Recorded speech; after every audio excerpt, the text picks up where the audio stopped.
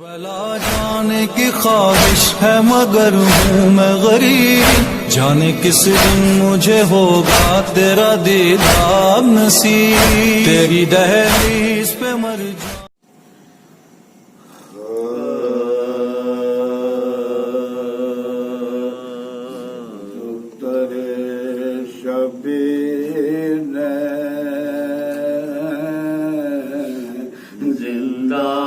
قضا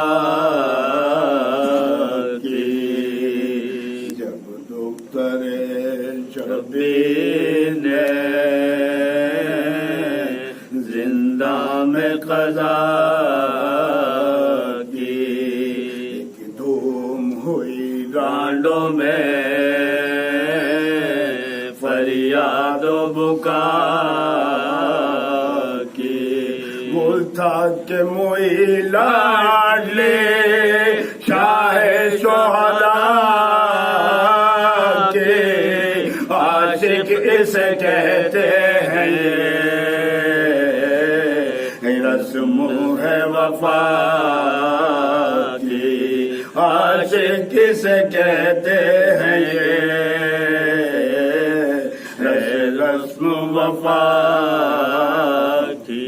کل پیاس میں بےتاب تھے چپ آج پڑے ہیں، بچی کفنوں گول کو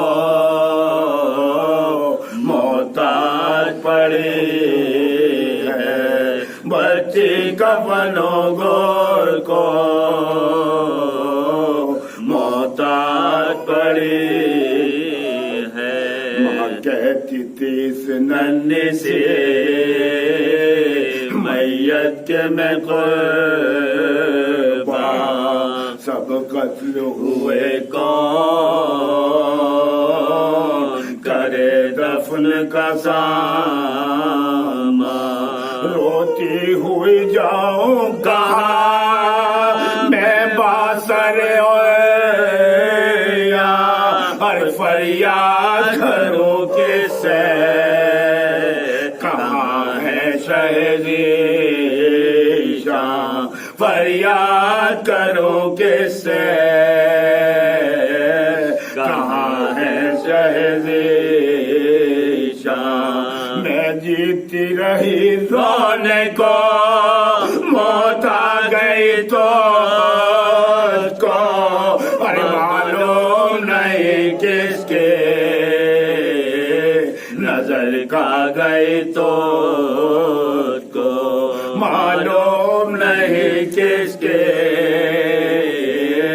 نظر کھا گئی تو کو، میں مجھے سغرا نے یہ لکھا تھا کہ مادر میں اپنی سکینہ کے لیے روتی ہوں دن بھر، جاؤں گی جو اب سوئے وطن خیر سے چھوڑ کر، ارے پوچھے گی وہ بے کس کے کہاں ہے میری خواہر، پوچھے گی وہ بے کس کے کہاں ہے میری خواہر، ہاتھوں سے میں دل تھام کے خاموش رہوں گے، تم تو گئی دنیا سے میں کیا اس سے کہوں گی، تم تو گئے دنیا سے میں کیا اس سے کہوں گی، بیٹی کے لیے پیتی تھی بانو مستر، حاکم کو خبر کر دیے خبردار نے جا کر، ایک 4 برس کی ہے جو شبیر کے دختر زندہ میں قضا کر گئے، وہ بے قصبے پر زندہ میں قضا کر گئے، وہ بے قصبے پر اس ننھی سی میت کو کہاں دفن کرے، حاکم کا جہاں حکم ہو وہاں دفن کرے، حاکم کا جہاں حکم ہو وہاں دفن کرے۔ یہ سن کے گیا ڈہری پہ زندہ کی وہ بے پر سجاد نکل آئے سنبھالے ہوئے زنجیر کی عرض یہ تب سن کے اے دل بر شب فرماؤ کہاں دفن سکینہ کی ہے تقدیر، فرماؤ کہاں دفن سکینہ کی ہے تقدیر۔ سر پیٹ کے سجاد کو بالوں نے یہ پکاری، بھیجے بھی جو حاکم تو نہ تم لیجیو واری، کر دے گا خدا سہل یہ مشکل بھی ہمارے، ارے محتاج کفن ہوئے گے، ہائے ہائے میری پیاری محتاج کفن ہوئے گے، ہائے ہائے میری پیاری۔ پردیس پہ بے جان ہوئی آ سکینہ، اماں تیری مظلومی کے قربان سکینہ، اماں تیری مظلومی کے قربان سکینہ، جب دختر شبین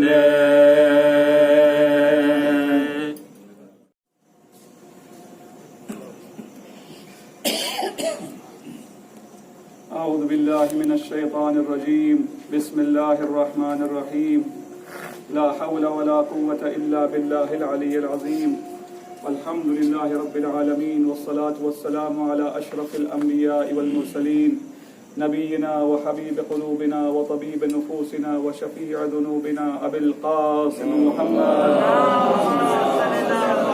والصلاة والسلام على الطيبين الطاهرين المعصومين والجنة للمطيعين والنار للعاصين، أما بعد فقد قال الله سبحانه وتعالى في الكتاب المبين وهو أصدق الصادقين، بسم الله الرحمن الرحيم الذين آمنوا وهاجروا وجاهدوا في سبيل الله بأموالهم وأنفسهم أعظم درجة عند الله أولئك هم الفائزون۔ آل صلوات۔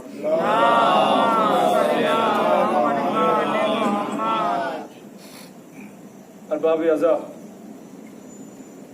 ایک عموماً سوال ہم سب لوگوں کی زندگی میں آتا ہے، خاص کر کے ہمارے نوجوان جو اس مرحلے پہ زندگی کے اس مرحلے پہ کھڑے ہیں کہ ان سے آخر یہ سوال کیا جاتا ہے کہ آپ کامیاب کیسے ہوں گے۔ ہر شخص کامیاب ہونا چاہتا ہے، وہ چاہے بچہ ہو جو اسکول میں پڑھتا ہو، چاہے ایک ڈاکٹر ہو جو علاج کرتا ہو، یا ایک اور اسٹوڈنٹ ہو جو کمپٹیشن دیتا ہو، یا کوئی بھی شخص جو محنت کرتا ہو، اس کا الٹیمیٹ ایم ہوتا کیا ہے؟ آخر وہ کامیابی ہوتی ہے۔ اور ہم لوگ الگ الگ طریقوں سے دنیا کے اصولوں کے حساب سے کامیابی کو پرکھتے ہیں۔ کچھ لوگ یہ مانتے ہیں کہ جو پیسے والے ہیں وہ کامیاب ہیں، کچھ لوگ یہ مانتے ہیں جن کا نام و شہرت بہت ہے وہ کامیاب ہیں، کچھ لوگ یہ مانتے ہیں کہ جن کے پاس دبدبہ ہے، طاقت ہے، پاور ہے पोजीशन है, ओहदा है, वो कामयाब है। आखिर देखते हैं, ये तो दुनियावी तरीका हो गया कामयाबी का पता करने का। आइए जानते हैं खुदावंद आलम की नजर में आखिर कामयाब कौन होता है। सूरह तौबा की आयत जिसकी तिलावत करने का मैंने शरफ हासिल किया, ये 20वीं आयत है सूरह तौबा की। उसमें खुदा फरमाता है, अल्लज़ीना आमनू व हाजरू व जाहदू फी सबीलिल्लाह, वो लोग जो ईमान लाए, वो लोग जिन्होंने हिजरत की, वो लोग जिन्होंने जिहाद किया। कहाँ? फी सबीलिल्लाह, अल्लाह की राह में। बिअमवालिहिम व अंफुसिहिम, अपने नफ्सों के साथ, अपने बच्चों के साथ। आज़मु दरजतन इंदल्लाह, ये वो लोग हैं जो खुदावंद आलम के सामने सबसे ऊंचे दर्जे पे फाइज हैं। व उलाइका हुमुल फाइजून, यही वो लोग हैं जो कामयाब हैं। अरबाब करम, और इस आयत के शान नुज़ूल ये है कि ये आय करीमा और किसी के लिए नहीं, हमारे पहले इमाम अली मुर्तजा अलैहिस्सलाम।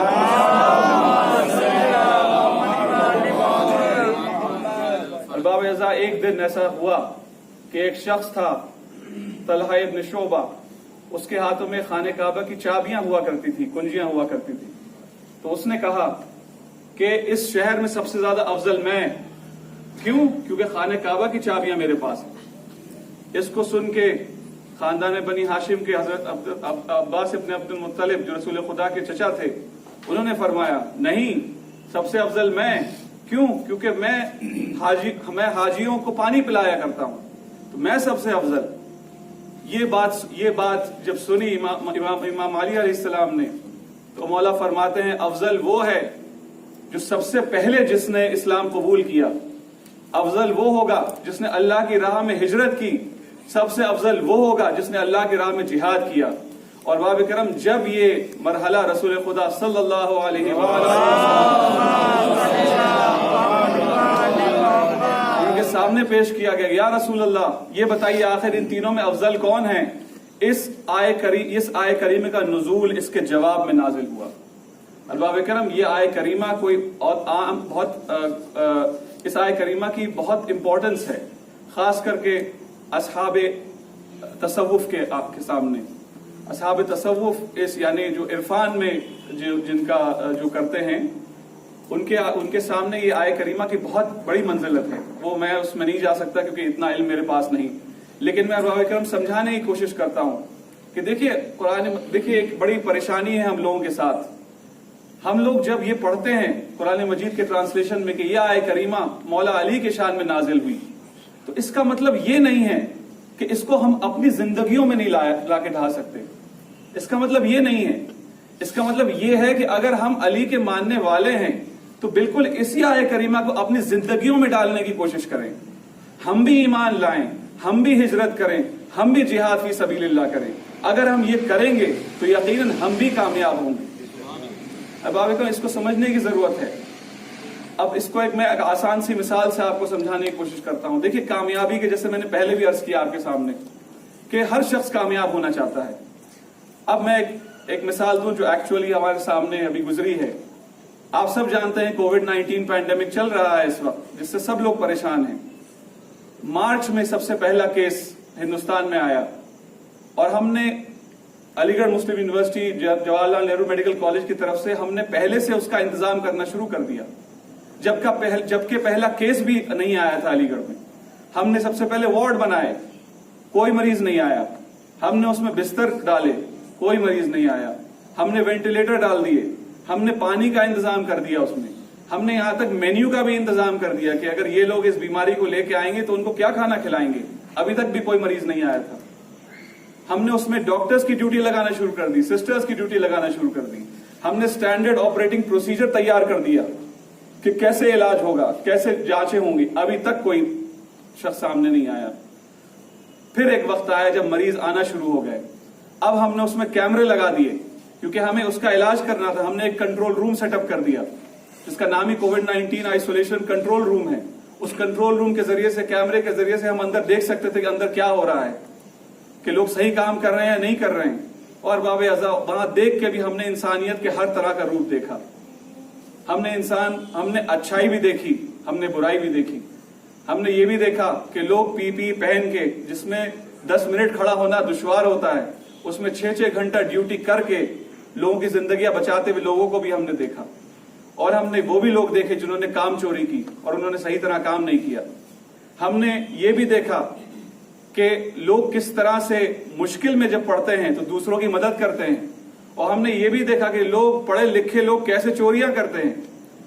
ہم نے یہ بھی دیکھا کس طرح سے ایک تبلیغ جماعت کا بابا دوست بن گیا RSS کے ایک بزرگ کے ساتھ. جب وہ RSS کا بزرگ، اس کو گھر فون کرنا ہوتا تھا، وہ تبلیغ جماعت والے کا فون استعمال کرتا تھا. اور جب ان کو وضو کرنا ہوتا تھا، وہ RSS کا بابا پانی ڈالتا تھا ان کے وضو کرنے کے لیے. ہم نے ہر چیز دیکھی. اور باب کرم وہاں دیکھ کے، وہاں بیٹھ کے اس کنٹرول روم میں میرے ایک بات سمجھ میں آئی کہ خدا وند عالم بھی ہم انسانوں کو اسی طرح دیکھا کرتا ہوگا. میرے سمجھ میں یہی آیا کہ جب کچھ نہ تھا، جب انسان نہیں تھا، تو خدا وند عالم نے زمین و عرش کو بنایا. جب کچھ نہ تھا تو خدا وند عالم نے پانی بنایا.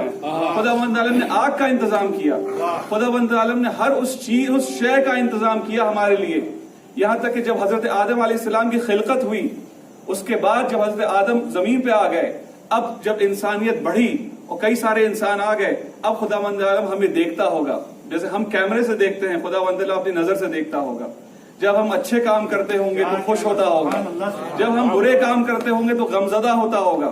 یہ اس کی شان ہے کہ وہ جلدی سزا نہیں دیتا ارباب کرم. یہ اس کی شان ہے کہ وہ رحمان الرحیم ہے. اگر وہ کہیں سزا دینے پہ آ جائے تو ہمارا آپ کا ہوگا کیا.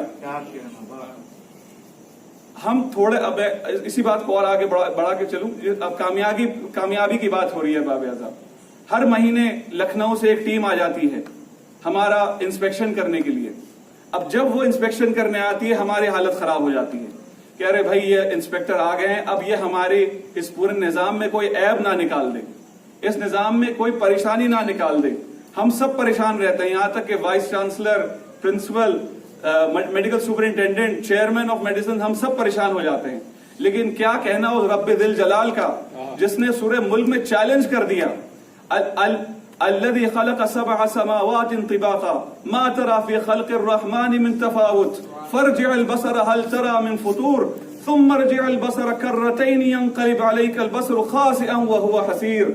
خداوند نے فرما دیا، کون ہے وہ جس نے 7 آسمان کو ایک کے اوپر ایک بنایا اور اس میں کوئی ڈیفیکٹ نہیں ہے، اس میں کوئی عیب نہیں ہے.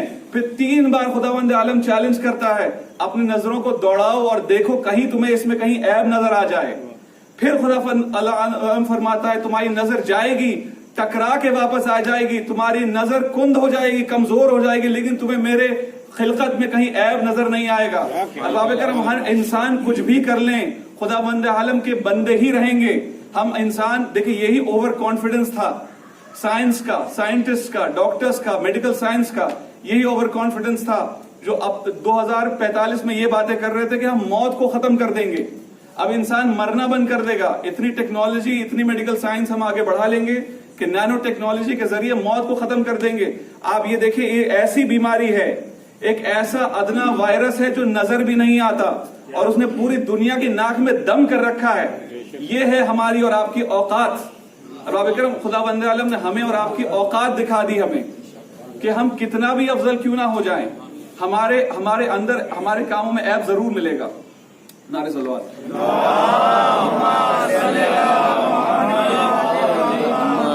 اور باب اعظم ہم نے کتنی محنت کی، میں آپ کو کیا بتاؤں. 10 کروڑ روپے خرچ کر چکا ہے اب تک AMU. 10 کروڑ صرف اس کووڈ-19 کے خلاف. اس میں اتنے خرچے، اتنی دوا، اتنے انویسٹیگیشن، اتنے وارڈ، اتنا سب کچھ کر چکا ہے اور خرچے اور آگے بڑھ رہے ہیں. لیکن پریشانی یہ ہے کہ ہم کچھ بھی کریں، ظاہر سی بات ہے ہم آخر انسان ہیں. لوگ شکایت کرتے ہیں، لوگ کہتے ہیں کہ ہمیں کسی نے نہیں دیکھا، لوگ کہتے ہیں کہ ہمارا خیال کسی نے نہیں کیا. ارباب کرم لیکن کیا شان ہے اس خدا کی. کیا آپ کہہ سکتے ہیں، آپ شکایت کر سکتے ہیں کہ آج دھوپ نہیں آئی، آج چاند نہیں آیا، کیا بارش کے ٹائم بارش نہیں ہوئی؟ آپ کیا کہہ سکتے ہیں؟ یہ ارباب کرم اس کا نظام اتنا پرفیکٹ ہے، اس کا لَيْسَ كَمِثْلِهِ شَيْءٌ إِنَّهُ هُوَ السَّمِيعُ الْبَصِيرُ. اس کے جیسے کوئی نہیں، وہ سب سنتا ہے، سب کچھ دیکھتا ہے. انما امره اذا اراد شيئا ان يكون له كن فيكون. اگر وہ کوئی سی چیز کا ارادہ کر لے اس کو بس یہ کہنا ہے کہ کن اور وہ ہو جاتی ہے. ہم یہاں ہمارے پسینے چھوٹ جاتے ہیں ایک وارڈ سنبھالنے میں.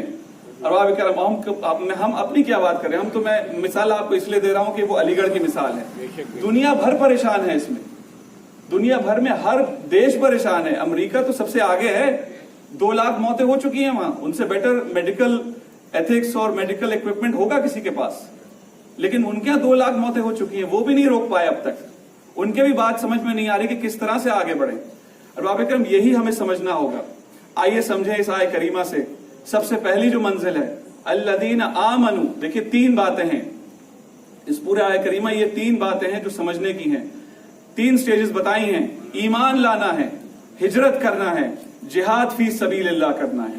یہ 3 چیزیں اگر ہم کریں گے تو یقیناً ہم فائزون میں ہمارا شمار ہوگا, ہم کامیابوں میں کہلائیں گے.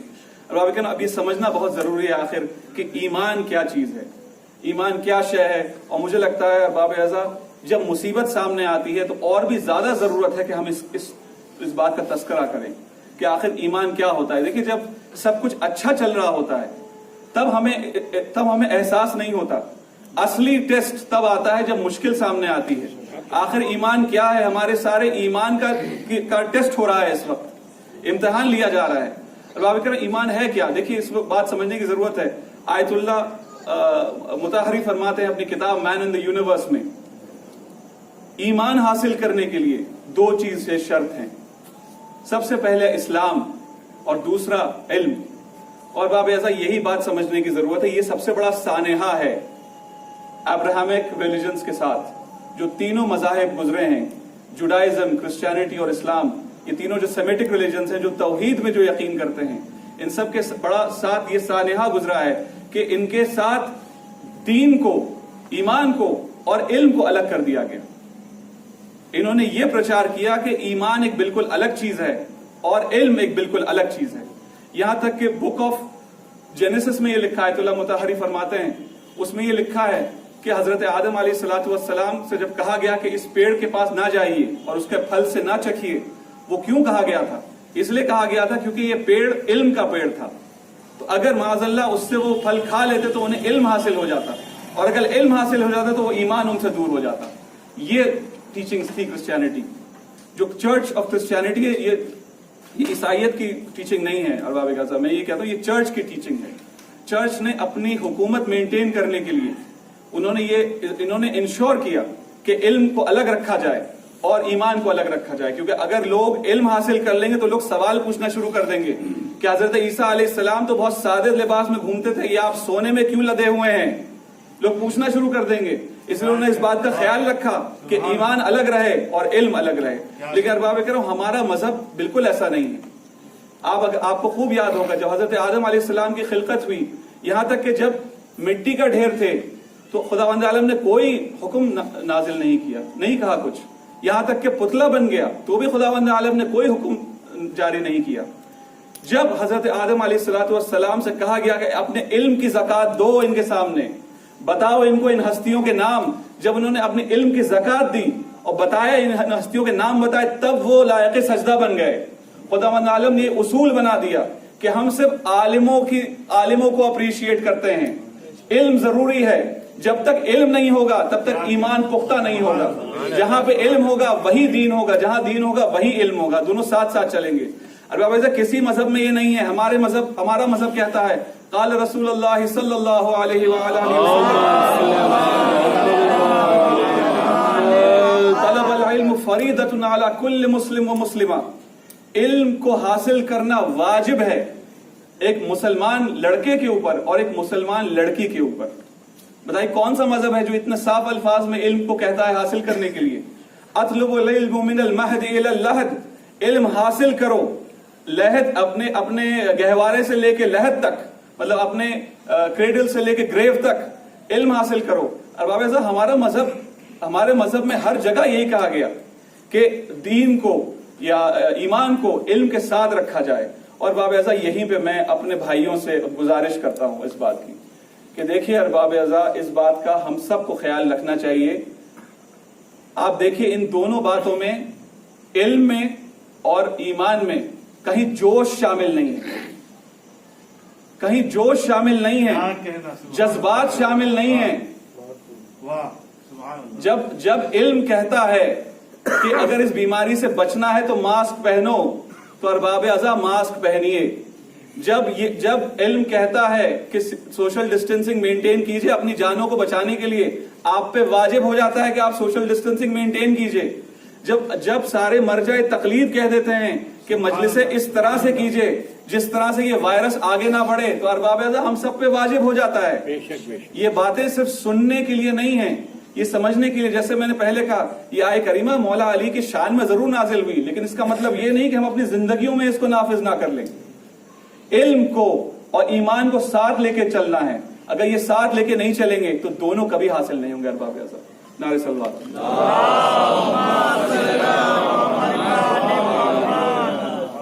دوسری منزل پہ آتے ہیں. دوسری منزل ہے ہجرت کی. رسول خدا فرماتے ہیں, خداوند عالم فرماتا ہے کہ ہجرت کرو. اب آپ اس سے میں ایک بہت آسان سی وہ سمجھانے کی کوشش کرتا ہوں, ایک پوائنٹ لے کے. آپ سب کو معلوم ہے کہ ہمارا جو مسلمانوں کا کیلنڈر ہے, جو پورا کیلنڈر ہے وہ ہجری کیلنڈر ہے. تو آخر ہجرت کی کوئی تو ویلیو ہوگی ہمارے یہاں. آپ سوچئے کہ یہ ہجرت کیا ہے. جب مسلمان مکہ میں تھے اور مکہ سے انہوں نے ہجرت کر کے مدینہ پہنچے, اس کو ہجرت کہتے ہیں. اور خداوند عالم کو یہ اتنا پسند آیا, اتنا اس کے دل کو عزیز تھا کہ اس نے پورے انسان کی تاریخ, اسلامی تاریخ اس دن سے بنا دی. اب بتائیے, کیا عام الفیل کیا کوئی کم امپورٹنٹ دن تھا؟ عام الفیل سے ہی کیلنڈر آگے چل سکتا تھا. رسول خدا کی پیدائش کا دن کوئی کم امپورٹنٹ دن تھا؟ اس سے بھی ہو سکتا تھا. مولا علی علیہ السلام جب پیدا ہوئے خانہ کعبہ میں, وہاں سے شروع ہو سکتا تھا, کسی سے بھی شروع ہو سکتا تھا. لیکن خداوند عالم کوئی خاص بات ہمیں بتانے کی کوشش کر رہا ہے ارباب ازا, کہ آخر کیوں ہے کہ اس ہجرت کو خداوند عالم نے اتنا پسند کیا کہ اس کو تا قیامت تک مسلمانوں کے کیلنڈر وہاں سے شمار کر دیا. آئیے سمجھتے ہیں کیا کیا وجوہات تھی جس سے انسان نے ہجرت کی, اور اس میں سمجھنے کی کوشش کرتے ہیں کہ آخر کیا وجہ رہی ہوگی. ایک وجہ یہ تھی کہ مسلمانوں میں بہت زیادہ تشدد ہو رہا تھا, اتنا تشدد ہو رہا تھا کہ پریشانی ہو گئی. تو اللہ نے کہا کہ بھائی ہجرت کرو.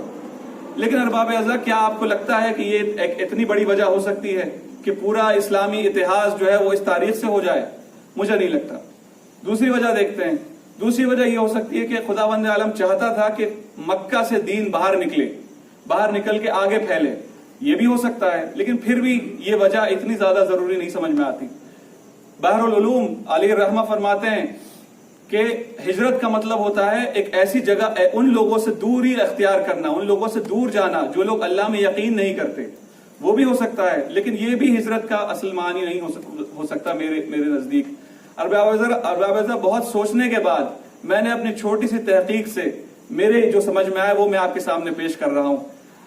مجھے یہ لگتا ہے ارباب ازا کہ خداوند عالم دراصل مسلمانوں کو مکہ سے مدینہ جانے کی ہجرت کی بات نہیں کر رہا تھا. دیکھیں آپ یاد کیجئے, جب مسلمان مکہ سے باہر نکلے تو اپنے سب گھر بار پیچھے چھوڑ کے گئے تھے, اپنا وطن چھوڑ کے گئے تھے, اپنی بیوی بچے چھوڑ کے گئے تھے, اکیلے پہنچے تھے مدینہ. تو ارباب ازا, خداوند عالم کہہ رہا تھا کہ مادیت کو چھوڑو اور روحانیت کی طرف آؤ, کیونکہ اگر تمہیں میری طرف آنا ہے تو تمہیں مادیت کو چھوڑنا ہوگا, میری طرف آنا ہوگا. میرے طرف اگر آنا ہے تو یہ قربان کرو اس کو اور میری طرف آؤ, تو مجھے اتنی خوشی ہوگی کہ میں اس تاریخ کو تا قیامت تمہاری شان میں کر دوں گا. اور بابا صاحب, یہی ہم لوگوں کو کرنا ہے, یہی ہم لوگوں کو بھی کرنا ہے. ہمیں بھی ہجرت کرنی ہے. دیکھیے, یہ پوری زندگی پڑی ہے سب کچھ کرنے کے لیے. کھائیے, کمائیے, بچے پیدا کیجئے, گھر بنائیے, سب کیجئے, لیکن یہ آپ کی زندگی کا وجود نہیں ہونا چاہیے, یہ آپ کی زندگی کا بیسس نہیں ہونا چاہیے. یہ زندگی کا حصہ ہے, یہ زندگی نہیں ہے. حضرت عیسیٰ علیہ السلام فرماتے ہیں,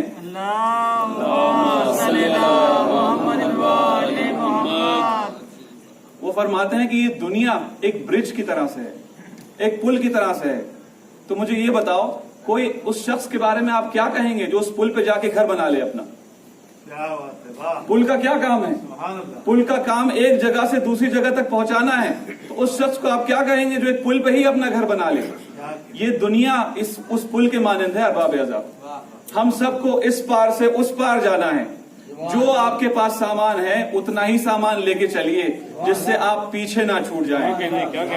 اور اس بات کو سمجھانے کے لیے قصہ میں آپ کے سامنے عرض کرتا ہوں. जनाब सलमान मोहम्मदी। इसमें मैं एक इस बात को और कहता चलूं अरबाब अज़ा, एक बार इमाम जाफर सादिक अलैहिस्सलाम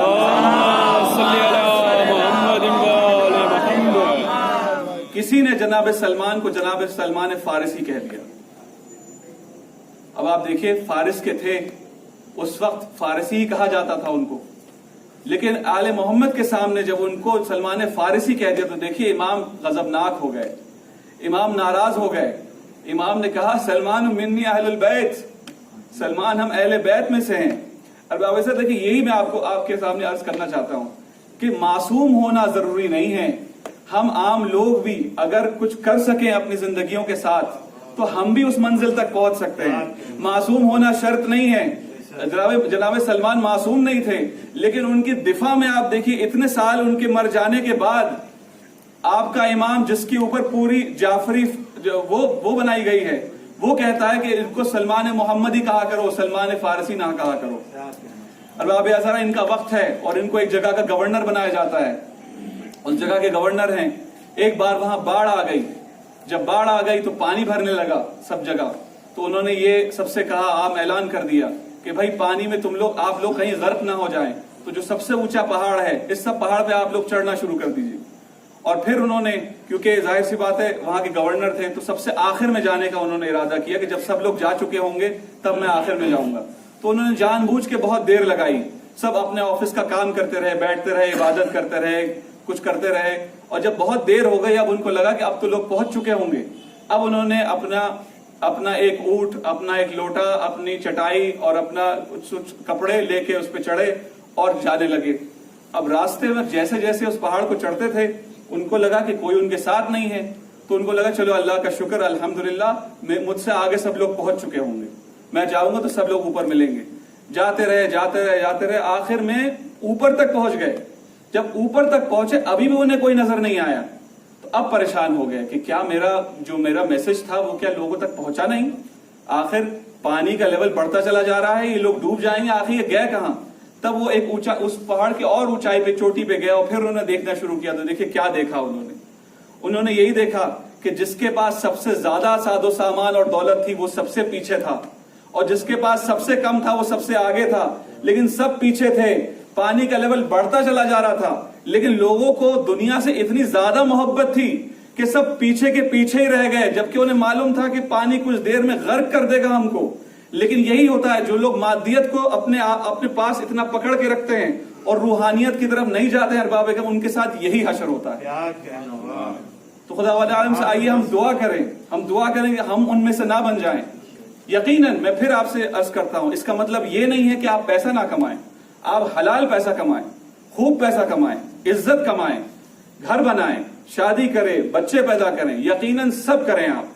लेकिन बावजूद इस बात को याद रखें कि जब आखिरी इमाम हमें और आपको बुलाएंगे, कहीं ऐसा ना हो कि यही घर, यही बच्चे, यही बीवी हमें पीछे पकड़ ले और हम आगे ना जा पाएं। यही होगा कि मादियत पकड़ लेगी और रूहानियत की तरफ हम नहीं जा पाएंगे। और देखिए, ये ओवरनाइट नहीं होता है। देखिए बाबा, यही बात बहुत समझने की जरूरत है। देखिए ये जो चलिए मैं इस बात को इंशाल्लाह आगे बढ़ाता हूं। नारे सलवार।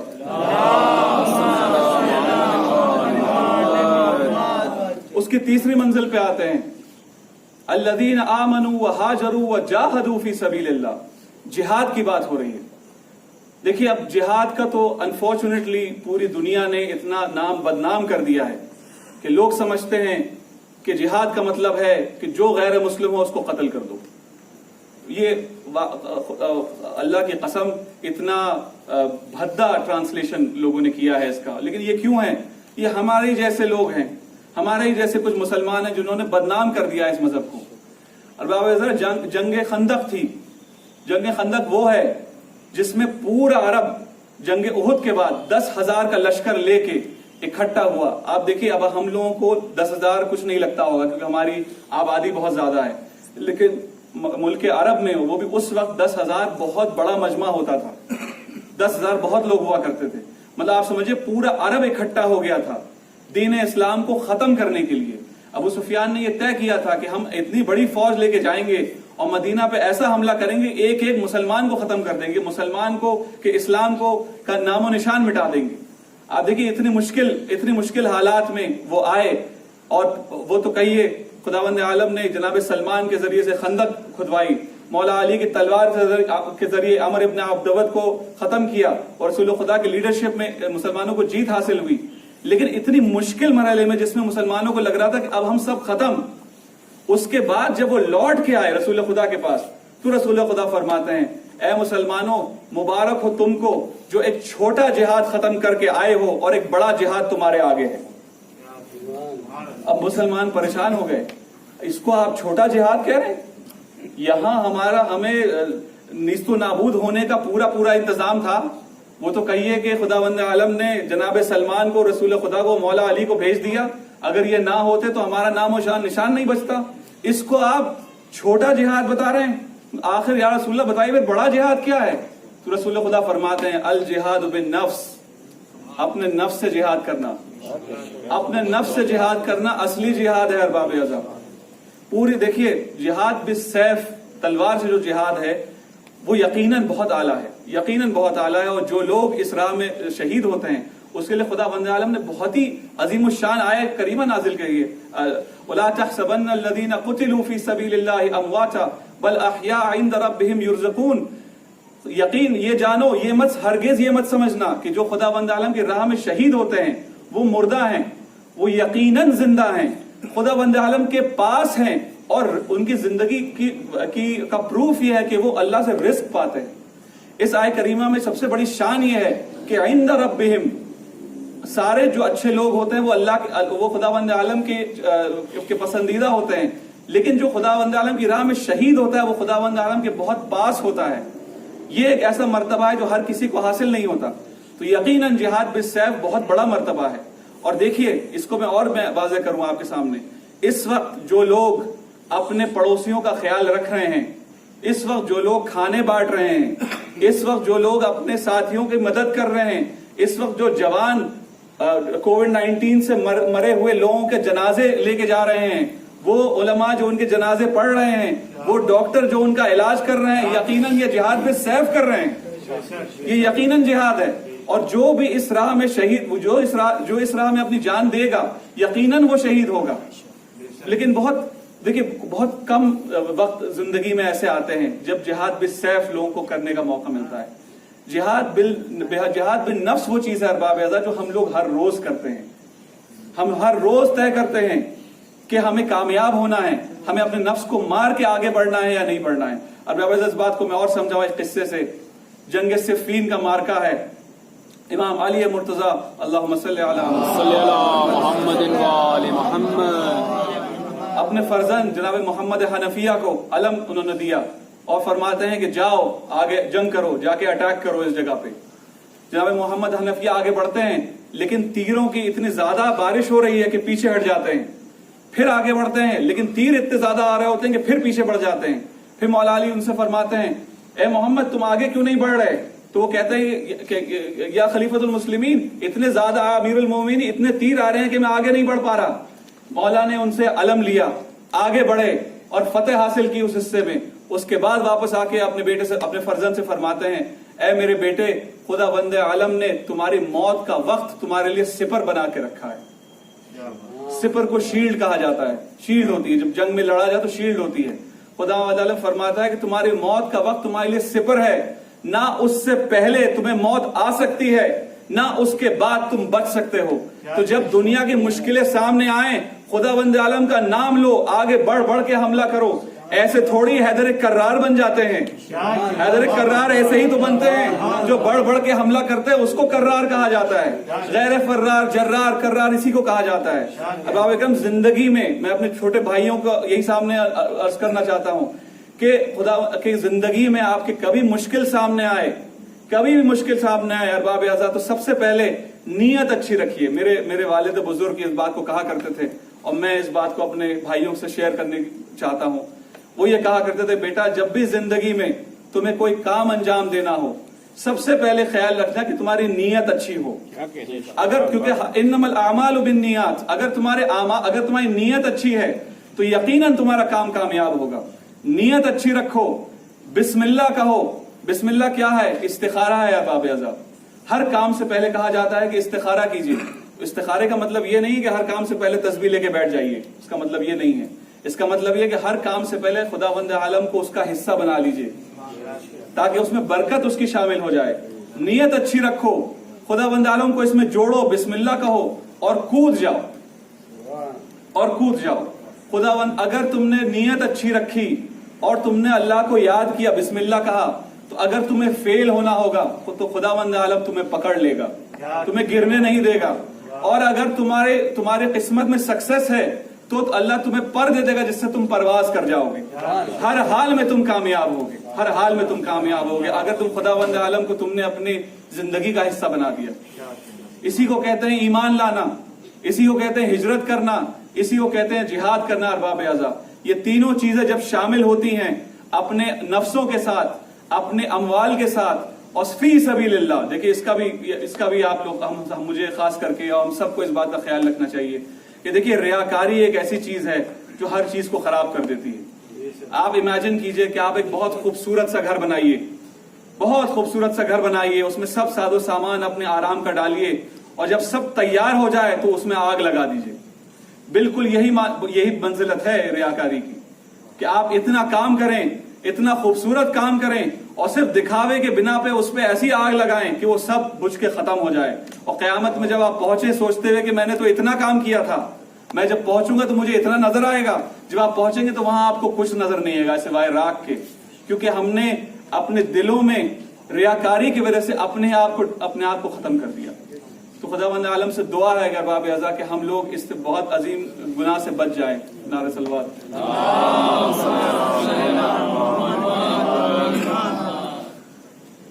ارباب اعضاء, یہ آیہ کریمہ جیسے کہ میں نے آپ کے سامنے عرض کیا, یہ آیہ کریمہ امام علی علیہ السلام کی شان میں نازل ہوئی تھی.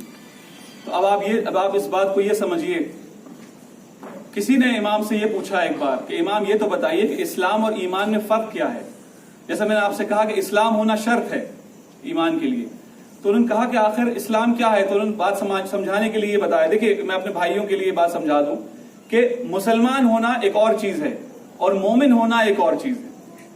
ایک انسان اگر اپنے منہ سے اشہد ان لا الہ الا اللہ اشہد ان محمد رسول اللہ صلی اللہ علیہ وسلم اگر کہہ دے تو وہ مسلمان ہو گیا.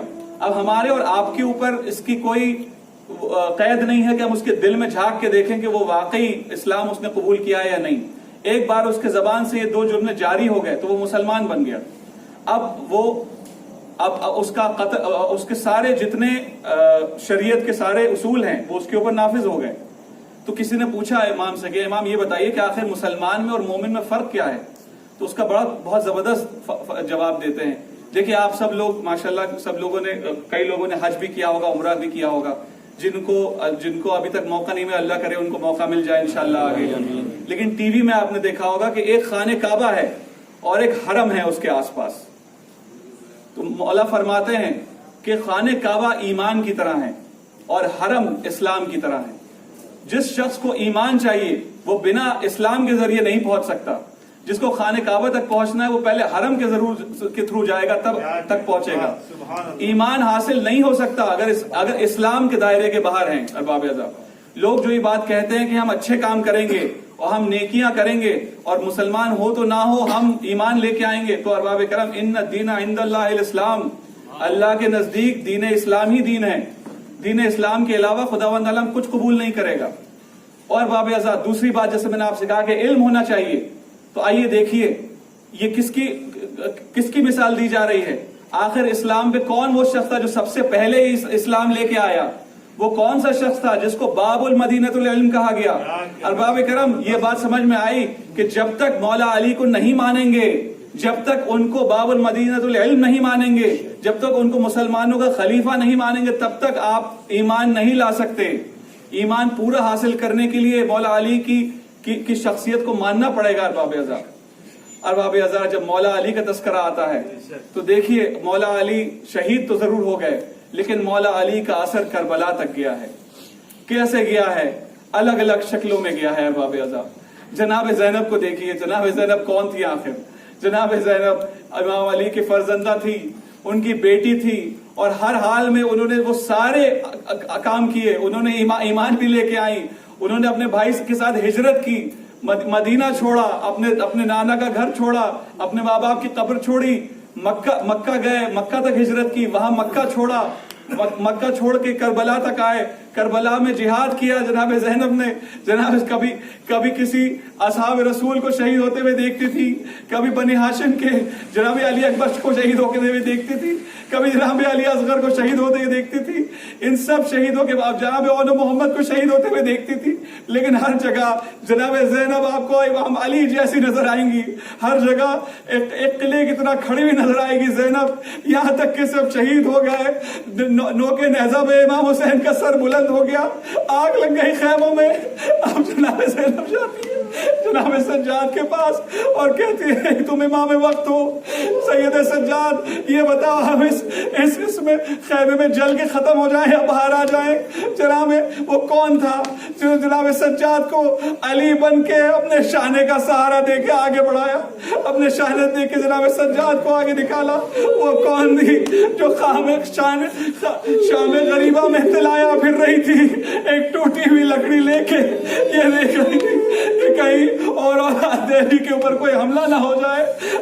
وہ کون تھی جو کوفہ کی گلیوں میں تقریریں کر رہی تھی, جب تقریریں کرتی تھی اپنے بالوں سے اپنے چہرے کو چھپاتی تھی اور اپنے اونٹ سے اپنے آپ کو پردہ کرتی تھی, اور لوگ یہ کہتے تھے سن کے کہ یہ تو علی ابن ابی طالب بول رہے ہیں. یہ کون بول رہا ہے؟ تو لگ رہا ہے علی ابن ابی طالب بول رہا ہے. وہ کون تھی؟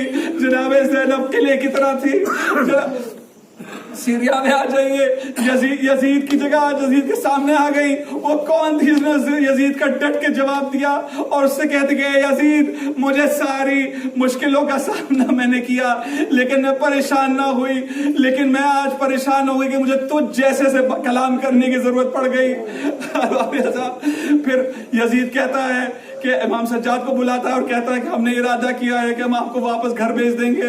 تو جناب سجاد کہتے ہیں کہ پہلے میں اپنی پھوپھی سے اجازت لے لوں, اور پھر اپنی پھوپھی کے پاس جاتے ہیں. پھوپھی یہ کہتی ہیں کہ بیٹا ہمارے گزروں کا ہم رو نہیں پائے, ہم مجلس کرنا چاہتے ہیں. ارباب اعضاء اس کے بعد جو امام حسین کا سر آیا ہوگا ارباب اعضاء تو کتنا گریہ کیا ہوگا, سب نے کتنا گریہ کیا ہوگا. جب جناب علی اکبر کا سر آیا ہوگا جناب وہ لیلا کتنا روئی ہوں گی. جب وہ جلا ہوا جھولا آیا ہوگا رباب کتنا روئی ہوں گی.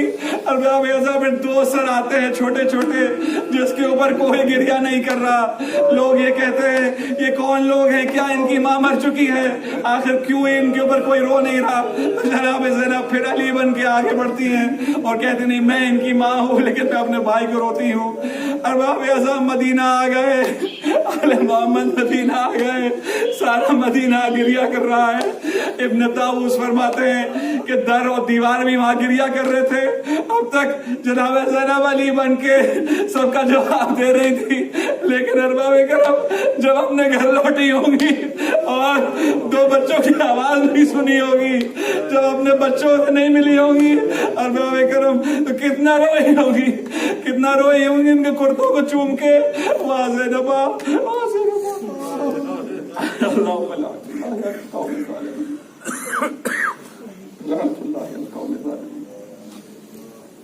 ماتم حسین